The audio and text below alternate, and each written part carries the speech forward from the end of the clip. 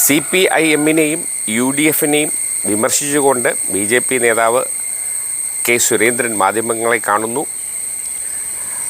രണ്ട് കൂട്ടരെയും BJP CPM-നെയും UDF-നെയും കാര്യമായി വിമർശിക്കുന്നുണ്ട്. PMC പദ്ധതി ഒരു പ്രധാന വിഷയം തന്നെയാണ്. എന്തായാലും എന്താണ് സുരേന്ദ്രന് പറയാനുള്ളത് എന്ന് നമുക്ക് കേൾക്കാം. കാരണം കോൺഗ്രസ് ഭരിക്കുന്ന എല്ലാ സംസ്ഥാനങ്ങളും PMC നടപ്പാക്കിയിട്ടുണ്ട്. തൊട്ടടുത്ത കർണാടകയിൽ PMC ഉണ്ട്. കോൺഗ്രസ് രാജസ്ഥാൻ ഭരിക്കുമ്പോൾ അവരാണ് ആദ്യം ഒപ്പുവെച്ച സംസ്ഥാനങ്ങളിൽ ഒന്ന്. ഇത് വലിയ അവസരമായിരുന്നു കുട്ടികൾക്ക്. നൈപുണ്യ വികസനം, ശാസ്ത്ര സാങ്കേതിക രംഗത്തെ നൂതന സാധ്യതകൾ, കലാകായിക രംഗത്തെ പുതിയ അവസരങ്ങൾ, നല്ല വിദ്യാഭ്യാസത്തിനുള്ള അവസരങ്ങൾ, നല്ല ഇൻഫ്രാസ്ട്രക്ചർ, കുട്ടികൾക്ക് നല്ല പോഷകാഹാരം, അങ്ങനെ സമഗ്രമായ ഒരു മാറ്റം ലക്ഷ്യം വെച്ചുകൊണ്ട് പ്രീ പ്രൈമറി സ്കൂളുകൾ മുതൽ ഹയർ സെക്കൻഡറി സ്കൂളുകൾ വരെയുള്ള കുട്ടികൾക്ക് ഒരു വളരെ പുരോഗമനപരമായിട്ടുള്ള, വളരെ അധികം ആശാവഹമായിട്ടുള്ള ഒരു പ്രോജക്റ്റായിരുന്നു PMC. വലിയ തോതിൽ സാമ്പത്തിക സഹായം സ്കൂളുകൾക്ക് ലഭിച്ചിരുന്നു. കളിസ്ഥലങ്ങൾ ഉണ്ടാക്കാൻ, കായിക ഉപകരണങ്ങൾ വാങ്ങാൻ, കലാരംഗത്തെ മറ്റു ഉപകരണങ്ങൾക്ക് പ്രോത്സാഹനത്തിന്, പരിശീലനത്തിന്, നല്ല പോഷകാഹാരങ്ങൾ കുട്ടികൾക്ക് കൊടുക്കാൻ, നല്ല അന്തരീക്ഷം, സ്മാർട്ട് ക്ലാസുകൾ, വൈവിധ്യവൽക്കരിക്കപ്പെട്ട സ്മാർട്ട് ക്ലാസുകൾ, നൈപുണ്യവൽക്കരണത്തിന്, സ്കിൽ ഡെവലപ്മെന്റിന് വേണ്ടിയിട്ടുള്ള അനേകം പ്രോജക്റ്റുകൾ. ഏതാണ്ട് 1,80,000-ഓളം വരുന്ന ട്രൈബൽ കുട്ടികൾക്ക് കേരളത്തിൽ, നിങ്ങൾ ആലോചിക്കണം, പല പട്ടികവർഗ കോളനികളിലും താമസിക്കുന്ന കുട്ടികൾക്ക്, അവർക്കൊക്കെ വലിയ അവസരമാണ് നഷ്ടമായത്. പട്ടികജാതി കുട്ടികൾക്ക്, കേരളത്തിലെ ലക്ഷോപലക്ഷം വിദ്യാർത്ഥികൾക്കും അവരുടെ രക്ഷിതാക്കൾക്കും കഴിഞ്ഞ 4 വർഷമായി പദ്ധതി നടപ്പാക്കാത്തത് കൊണ്ട് വലിയ നഷ്ടമാണ് ഉണ്ടായിരിക്കുന്നത്. കൊടും ചതിയാണ് LDF-ഉം UDF-ഉം കേരളത്തിലെ വിദ്യാർത്ഥി സമൂഹത്തോട് ചെയ്തത്. അങ്ങേയറ്റത്തെ വഞ്ചനയായിരുന്നു അവർ കാണിച്ചിരുന്നത്. ഞങ്ങൾ അപ്പോഴും പറഞ്ഞു, ഇത് വോട്ട് ബാങ്ക് രാഷ്ട്രീയത്തിന് വേണ്ടി ഇത്രയും നല്ലൊരു പ്രോജക്റ്റ് നിങ്ങൾ അലങ്കോലമാക്കരുത്, അതിനെ തടസ്സപ്പെടുത്തരുത് എന്നുള്ള സ്റ്റാൻഡാണ് BJP എടുത്തിരുന്നത്. ഇപ്പോ VD സതീശൻ പറയാണ്, നേരത്തെ സർക്കാർ ഒപ്പിട്ടു, അതുകൊണ്ട് ഞങ്ങൾ നടപ്പാക്കുന്നു. കേരളത്തിലെ ജനങ്ങളെ കബളിപ്പിക്കുകയാണ് ബഹുമാനപ്പെട്ട മുഖ്യമന്ത്രി ശ്രീ VD സതീശൻ. അദ്ദേഹം പറഞ്ഞിരിക്കുന്ന ഒരു വാദം ആരെങ്കിലും വിശ്വസിക്കുന്ന വാദമാണോ? കരിക്കുലത്തിൽ ഇടപെടാൻ ഞങ്ങൾ സമ്മതിക്കില്ല. ഇത് ആരെ പറ്റിക്കാനാണ്? ഒരു പ്രാവശ്യം പറ്റിച്ച മതമൗലികവാദ സംഘടനകളെ, മുസ്ലിം ലീഗിനെ, ജമാഅത്തെ ഇസ്ലാമിയെ, CPI-യെ പോലുള്ള അർബൻ നക്സൽ ചിന്താഗതി വെച്ച് പുലർത്തുന്നവരെ വീണ്ടും പറ്റിക്കുകയാണോ? ആർക്കറിയാത്തത്? കരിക്കുലത്തിൽ ഒന്നും ഞങ്ങൾ സമ്മതിക്കില്ല. ചുമ്മാ പറയുന്നതാണ് VD സതീശൻ. ഇപ്പൊ തന്നെ ഹയർ സെക്കൻഡറി സ്കൂളുകളുടെ കരിക്കുലത്തിൽ പ്രധാനപ്പെട്ട സ്ഥലങ്ങളിലെല്ലാം NCERT-ആണ് പുസ്തകങ്ങൾ തയ്യാറാക്കുന്നത്. SCRT കേരളത്തിന്റെ പാഠപുസ്തകങ്ങൾ തയ്യാറാക്കുന്ന SCRT എന്ത് എഴുതി കൊണ്ടുപോയാലും അത് പരിശോധിക്കാൻ അവിടെ NCERT-യുടെ പ്രതിനിധിയുണ്ട്. VD സതീശൻ ഇത് അറിയാത്തതുകൊണ്ടാണോ? അറിയില്ലേ? ശംസുദ്ദീനോട് ചോദിക്കണം. കേരളത്തിൽ പാഠപുസ്തകങ്ങൾ തയ്യാറാക്കുന്നത് മോണിറ്റർ ചെയ്യാൻ, അതില് കാര്യങ്ങൾ ആവശ്യമാണെങ്കിൽ ഇടപെടാൻ സംവിധാനമുണ്ട്. ദേശീയ വിദ്യാഭ്യാസ നയത്തിന്റെ ഭാഗമായി പാഠ്യപദ്ധതിയിൽ തെറ്റായ കാര്യങ്ങൾ പ്രചരിപ്പിക്കാൻ സംസ്ഥാനങ്ങൾക്ക് അവകാശമില്ല. കാരണം കൺകറന്റ് ലിസ്റ്റിലുള്ളതാണ്. അപ്പൊ VD സതീശൻ ഇപ്പോ പിടിച്ചിരിക്കുന്നത് കരിക്കുലത്തിൽ ഞങ്ങൾ കേന്ദ്രത്തെ സമീപിക്കുന്നതാണ്. കരിക്കുലത്തിൽ എന്തായിരുന്നു കുഴപ്പം? കേരളം ഇപ്പോൾ തന്നെ ദേശീയ വിദ്യാഭ്യാസ നയം നടപ്പാക്കിക്കൊണ്ടിരിക്കുകയാണ്. എത്ര വർഷമായിട്ട് കേരളത്തിൽ ദേശീയ വിദ്യാഭ്യാസ നയത്തിന്റെ എല്ലാ ശാഖകളും പ്രവർത്തിക്കുന്നുണ്ട്. അതിന്റെ ഭാഗമായിട്ടുള്ള എല്ലാ പരിശീലനങ്ങളും എല്ലാ അക്കാഡമിക് ഇയറും ഇവിടെ നടക്കുന്നുണ്ട്. ആ പരിശീലനത്തിന്റെയും ഹോംവർക്കിന്റെയും അടിസ്ഥാനത്തിലാണ് പാഠപുസ്തകങ്ങൾ തയ്യാറാക്കുന്നത്. അതുകൊണ്ട് VD സതീശൻ ജനങ്ങളെ കബളിപ്പിക്കുകയാണ്. ഇന്ത്യ പഠിക്കുന്നത് കേരളവും പഠിക്കും, ഒരു സംശയവും നിങ്ങൾക്ക് വേണ്ട. ഇന്ത്യ പഠിപ്പിക്കുന്നത് കേരളവും പഠിപ്പിക്കും. ഇത് കേരളമാണ്, ഞങ്ങൾ ഇത് നടപ്പാക്കില്ല എന്ന് പറയാനുള്ള അവകാശം ഇതുവഴി ശ്രീ VD സതീശന് ലഭിക്കുന്നില്ല. ആളുകളെ കബളിപ്പിക്കുകയാണ്. ഇന്ത്യ എന്താണോ പഠിക്കുന്നത് അത് കേരളവും പഠിക്കും, ഇന്ത്യ എന്താണോ പഠിപ്പിക്കുന്നത് അത് കേരളവും പഠിപ്പിക്കും. അല്ലാതെ ഞങ്ങളിവിടെ കരിക്കുലത്തിൽ ഇടപെടാൻ സമ്മതിക്കില്ല. ഇതൊക്കെ വെറുതെയാണ്. കരിക്കുലത്തിൽ തെറ്റായ ഒരു കാര്യങ്ങളും NEP വിഭാവനം ചെയ്യുന്നില്ല. തെറ്റായ ഒരു ചരിത്രം ഇവിടെ പഠിപ്പിക്കാൻ NEP തയ്യാറാവുന്നില്ല. ശാസ്ത്രത്തെയും സമൂഹത്തെയും ഇതുവരെ ഉണ്ടായിട്ടുള്ള അറിവുകളെ പുതിയ അറിവുകൾ കണ്ടുപിടിക്കുമായിരിക്കും. പക്ഷെ തെറ്റായ ഒരു കാര്യവും NEP പ്രോത്സാഹിപ്പിക്കുന്നില്ല. പക്ഷേ വോട്ട് ബാങ്കിന് വേണ്ടി, ഇവിടുത്തെ മതമൗലികവാദികളെ പ്രോത്സാഹിപ്പിക്കാൻ വേണ്ടി ഇവർ കള്ളപ്രചാരണം നടത്തി. സത്യത്തിൽ ഇപ്പോഴത്തെ മുഖ്യമന്ത്രി ശ്രീ VD സതീശനും നേരത്തെ തലയിൽ മുണ്ടിട്ട് പോയ ഒപ്പിട്ട് വന്ന ശ്രീ പിണറായി വിജയനും കേരളത്തിലെ വിദ്യാർത്ഥി സമൂഹത്തോട് മാപ്പ് പറയുകയാണ് വേണ്ടത്. കേരളത്തിലെ രക്ഷിതാക്കളോട് മാപ്പ് പറയുകയാണ് വേണ്ടത്. കേരളത്തിലെ ജനങ്ങളോട് മാപ്പ് പറയുകയാണ് വേണ്ടത്. വലിയ അവസരങ്ങൾ നഷ്ടമായി. ആയിരക്കണക്കിന് കോടി രൂപ 4 വർഷം മുമ്പ് ലഭിക്കേണ്ടിയിരുന്ന പണം ഓരോ വിദ്യാലയത്തിനും ഒരു വർഷത്തെ അവരുടെ അടിസ്ഥാന സൗകര്യങ്ങൾ വികസിപ്പിക്കാൻ വേണ്ടി 1 കോടി രൂപ അധികം, ഇതെല്ലാം കേരളത്തിന് നഷ്ടമാക്കിയത് ഈ LDF-ന്റെയും UDF-ന്റെയും തലതിരിഞ്ഞ നയമാണ്, തെറ്റായ നയമാണ്.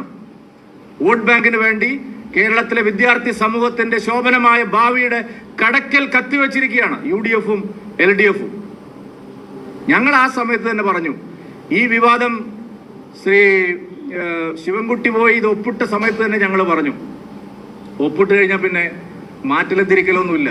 ദേശീയ വിദ്യാഭ്യാസ നയത്തിന്റെ ഭാഗമായിട്ട് സംസ്ഥാനങ്ങളുമായി ഒപ്പുവെക്കുന്ന കരാറിൽ നിന്ന് ഏകപക്ഷീയമായ ഒരു കക്ഷിക്ക് പിന്മാറാൻ കഴിയില്ല. അതിന്റെ ക്ലോസ് വായിച്ചു നോക്കാതെയാണ് ഇവിടെ പല ആളുകളും പറഞ്ഞത്. കെപ്റ്റിൻ അബേൻസ് ഞങ്ങൾ പിന്നെ മാറ്റിവെക്കാൻ പറഞ്ഞു എന്നാണ്.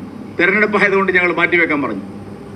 അവരെ കേരളത്തിൽ ഈ അക്കാഡമിക് ഇയർ ജൂൺ മാസം തുടങ്ങുന്ന അധ്യയന വർഷത്തിൽ തന്നെ നമുക്ക് ധാരാളം കാര്യങ്ങൾ ഇതിന്റെ ഭാഗമായിട്ട് ചെയ്യാൻ കഴിയുമായിരുന്നു. ഈ അക്കാഡമിക് ഇയറിലെങ്കിലും കേരളത്തിലെ കുട്ടികൾക്ക് മികച്ച അവസരം കിട്ടുമായിരുന്നു. 4 വർഷം അവർ നേരത്തെ തട്ടിക്കളിച്ചു. പക്ഷെ ഈ അധ്യയന വർഷത്തിലെങ്കിലും ആ പദ്ധതിയുമായി ശരിയായ നിലയിൽ മുന്നോട്ട് പോയിരുന്നെങ്കിൽ ഈ അധ്യയന വർഷത്തിലെങ്കിലും ലക്ഷക്കണക്കിന് വിദ്യാർത്ഥികൾക്ക് അതിന്റെ പ്രയോജനം കിട്ടുമായിരുന്നു.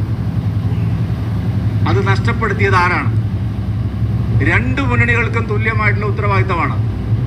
കാരണം ഈ പദ്ധതിക്കെതിരായിട്ടുള്ള കള്ളപ്രചാരണത്തിന് നേതൃത്വം കൊടുത്ത ആളാണ് ഇപ്പോഴത്തെ മുഖ്യമന്ത്രി ശ്രീ VD സതീശൻ.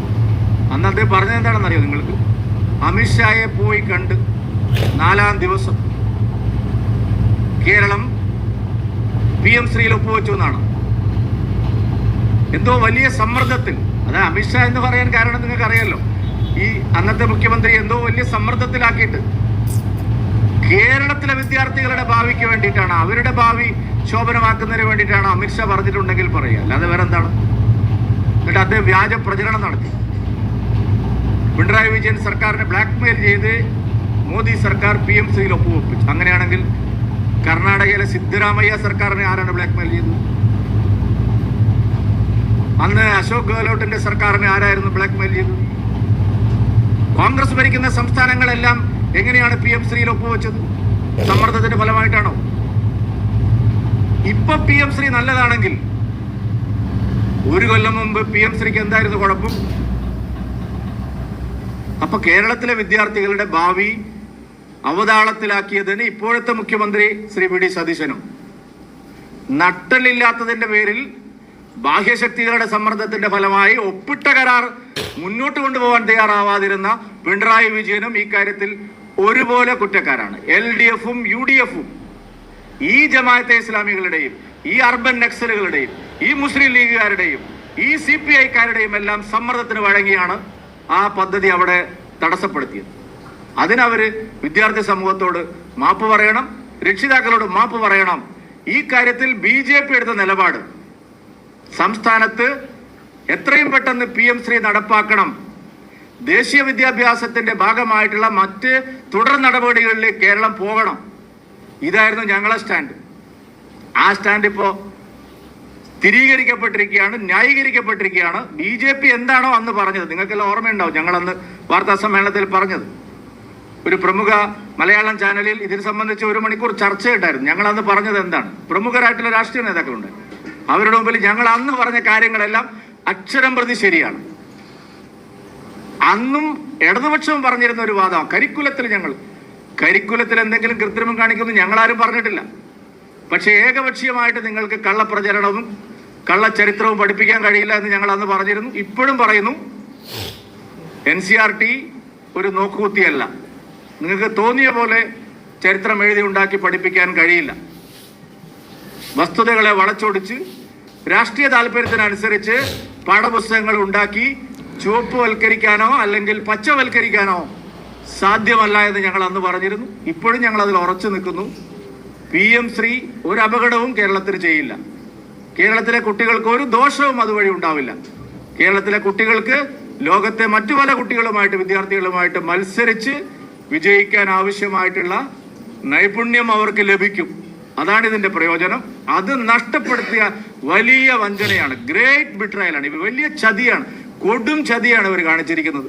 അതിനവർ മാപ്പ് പറഞ്ഞേ മതിയാവുള്ളൂ. അത് മാപ്പ് പറഞ്ഞിട്ട് വേണം ഈ നടപടികളുമായിട്ട് വിദ്യാഭ്യാസ മന്ത്രിയും മുഖ്യമന്ത്രിയും പോകാൻ. ഞാൻ കഴിഞ്ഞ ആഴ്ച നിങ്ങളുടെ മുമ്പിൽ പറഞ്ഞിരുന്നു, ഒരു അഡ്വാൻസ് ആശംസ 10 ദിവസം മുമ്പ് ഞാൻ നിങ്ങളുടെ മുമ്പ് പറഞ്ഞിരുന്നു. ഈ വിദ്യാഭ്യാസ മന്ത്രിക്ക് ലീഗിന്റെ വടച്ച തമ്പുരാനെ, ഈ ലീഗിന്റെ വിദ്യാഭ്യാസ മന്ത്രിയെ കൊണ്ട് തന്നെ ഈ PM ശ്രീ കേരളത്തിൽ നടപ്പാക്കിക്കാൻ കഴിഞ്ഞു എന്നുള്ളത് മലയാളികളുടെ ആകെ ഒരു അഭിമാനമായിട്ട് ഞാൻ കാണുക. ലീഗുകാരെ കൊണ്ട് തന്നെ ഇത് ചെയ്യിപ്പിക്കാൻ കഴിഞ്ഞല്ലോ ഭഗവാനെ. അതാണ് അതിന്റെ കാര്യം. ഈ ശംസുദ്ദീനെ കൊണ്ട് തന്നെ, കൊത്തിയ പാമ്പിനെ കൊണ്ട് തന്നെ വിഷം ഇറക്കിക്കാൻ കഴിയുന്നു എന്നുള്ളത് മലയാളികളെ സംബന്ധിച്ച് ഒരു അഭിമാനകരമായിട്ടുള്ള കാര്യമാണ്. ഷാജിയൊക്കെ പറഞ്ഞത് ഇപ്പോൾ നിങ്ങൾക്ക് ഓർമ്മ ഉണ്ടാവില്ല, നിങ്ങൾ ഫയലിലെല്ലാം പിടിച്ചു വെക്കുന്നവരല്ലേ. ഇളക്ക് എവിടെ ഉണ്ടെന്ന് അന്വേഷിക്കുന്നുള്ളത് കേട്ടോ. തിരുവനന്തപുരത്ത് ഉണ്ടാവും, ഒന്ന് ചോദിച്ചു നോക്കണം. എന്തായിരുന്നു പ്രസംഗം? ഒന്നും അറിയാതെ, വസ്തുതകൾ പഠിക്കാതെ, പരിശോധിക്കാതെ, ഒരു കാര്യം വരുമ്പോൾ അതിന്റെ അടിസ്ഥാനം എന്താണെന്ന് ആലോചിക്കാതെ, ഇത്രയും നീചമായ രാഷ്ട്രീയം കേരളത്തിൽ മാത്രമേ ഉള്ളൂ. ഇന്ത്യയിലെ ഒരു സ്റ്റേറ്റിലും ഇങ്ങനെയില്ല. അതുകൊണ്ട് ഇതിന് ഉത്തരം പറയേണ്ട ബാധ്യത LDF-നും UDF-നും ഉണ്ട്. എന്തായാലും നല്ലൊരു ഭാരതം കെട്ടിപ്പടുക്കാൻ എല്ലാവരും ഒത്തൊരുമിക്കട്ടെ എന്ന് പ്രാർത്ഥിച്ചുകൊണ്ട് മറ്റൊരു വാർത്തയുമായി നമുക്ക് വേഗം കണ്ടുമുട്ടാം. അതൊരു എല്ലാവർക്കും നല്ലൊരു ദിവസം ആശംസിക്കുന്നു. Good luck.